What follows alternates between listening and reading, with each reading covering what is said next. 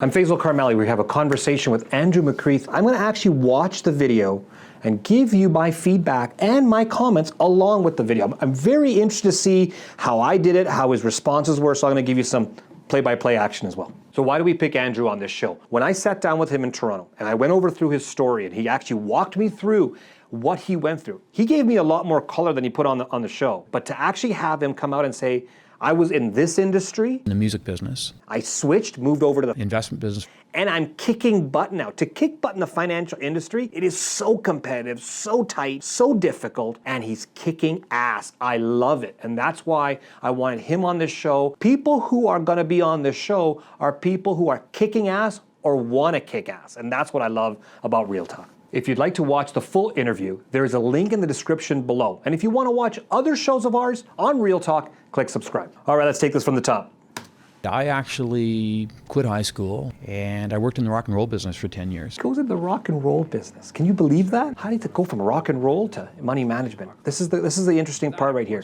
Had to set up a festival. So now he's already building business. He's an entrepreneur, for Pete's sake. When you start doing little things like that, like a festival and so forth, you're actually starting to see how you can make a profit. And check this out, he made some money. Lost that money. Okay. I made a lot, I lost a lot. It's a byproduct of the business. It's not the business. When we focus on the money, success won't come, because that's the measurement of success, is the money. But when you look at what the reason why you're there, money will follow you. But if you lose what your passion is, that's what's devastating. So you're gonna see multiple business owners on this show saying, yeah, I've made money. Yeah, I've lost money. It is what it is. That's the big difference between a business owner who's looking with passion and a business owner that's looking for the money. I'm canceling the gig. Oh, great. The song just hit the airwaves. It was Turn Me Loose by Loverboy. This sounds exciting. Like, why would someone leave this, you know? I was getting a little, intrinsically bored. And I always remember the fellow said to me, check out his voice right here. Check out his voice. Son, why don't you go back to school? It's a bear market, son. Why don't you go back to school? He also has to put that voice on there. That's pretty cool. University as a mature student's not easy. To actually leave your career. Now watch what he's saying about how hard he had to work. He had to go to the lectures, record the lectures, go back to the library, listen to the lectures, and then make notes, and then study off notes while doing his regular job. This guy's successful because he does the hard work from the very beginning all the way through till today. You're trying to handle both things, financially taking care of yourself. You know, one of the hardest parts of business owners is trying to balance your today for your tomorrow. You're so focused on starting off your career, starting off your business, starting off your venture. You still have to take care of yourself today. And so balancing both is very challenging, you know? So I wish I spent more time on understanding how he did this, you know? Intrinsically, I just was not satisfied with what I was. We have to stop right there. Intrinsically, he was not satisfied. You know that when you wake up in the morning and you're doing your job, your 9 to 5, you just don't feel right. It doesn't work for you. There's something going on inside of you that says, this is not for me. So intrinsically, he knew that it was not the right fit for him. But I wish I spent a bit more time on this part too, by saying, what the hell were your intrinsic goals? And what does an entrepreneur need to feel, and more importantly, put to action for these intrinsic goals? So I'm learning a lot by looking back at this interview by saying, maybe I should have asked more questions. So, put comments on this. If you've got questions that I should have asked, put it in the comment section. I'd love to see this. Well, if I was managing the Eagles or something, I'm sure I would have been intellectually challenged, you know what I mean? Yeah. But I wasn't. I want to challenge that. Even though he said if I was managing the Eagles, I'd be happier, I don't believe that. I think he still would have ended up being one of the best money managers in this country. And I'd always been interested in financial markets, even though none of my family were involved in financial markets. When he starts talking about the investment world, when he starts talking about the economy, demographics, just look at his face change. Just look at how things are different for his face. The computer's making the decision. Correct. Right? And so there's fewer portfolio managers, there's fewer traders. He actually has passion, commitment, love, attention to what he's doing. He looked at what he was doing before and going, So what a big difference. You'll notice with entrepreneurs and business owners, when they start looking at what they did before, it was like, yeah, that's the past, but right now I'm so excited and I got this passion and love. Yeah, that's what we need. That's what every business owner, you're passionate and you love what you do right now. And if you don't, think about it. But there's a big difference today versus then. Yeah. It's got to do with demographics.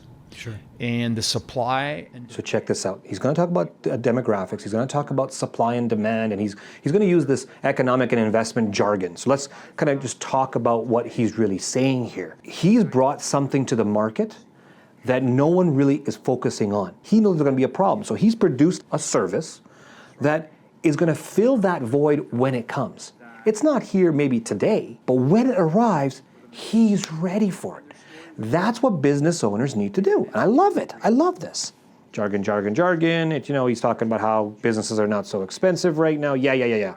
What does it really mean for a business owner? You can actually see more growth in your business. Companies are not overvalued. Companies are not way out of control. In fact, there's a big opportunity here. Technologies are out there. And it's not only in the financial industry. So what I get the most out of this one is that you need to be prepared for technology coming your way. Individuals outside of this country coming in may have the same or more experience and education to fill some of these jobs. Sounds better in the interview than what I'm saying. Technology coming in that may be replacing humans in this. How does a business, you're running a business at the end of the day, you're an entrepreneur. How do you cope with that stuff? Like, how do you deal with that? There's small, medium-sized businesses, less than 100 employees out in this province, and they're experiencing in their industry the same thing that you have in yours. So how do you deal with those? That's a long run-up for a question.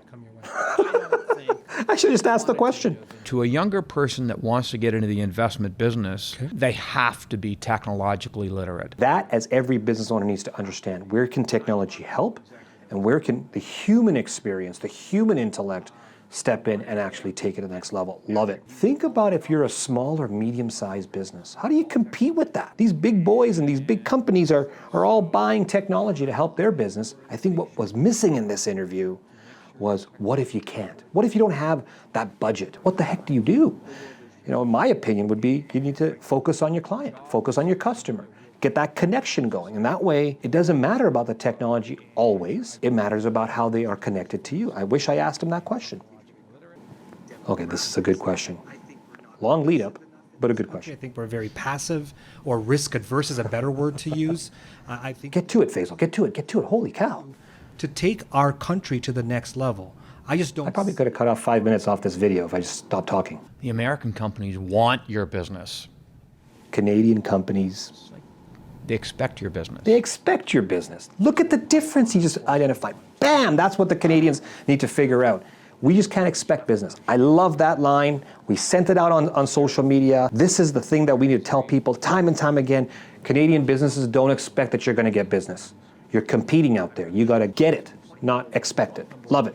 Okay, so he's talking about how Canadian companies don't chin up and offer a level of service. Put your comments on that one. Do you really think your business or businesses that you deal with are giving you that extra level of service, that you're going to be somewhat loyal or committed to that service offering or product? If so, I'd love to know what businesses they are. I'd love to know what they're doing that's so different, right? So put those comments on that. I'd love to see what you guys are experiencing. Here's where the culture changes. They're going after the win.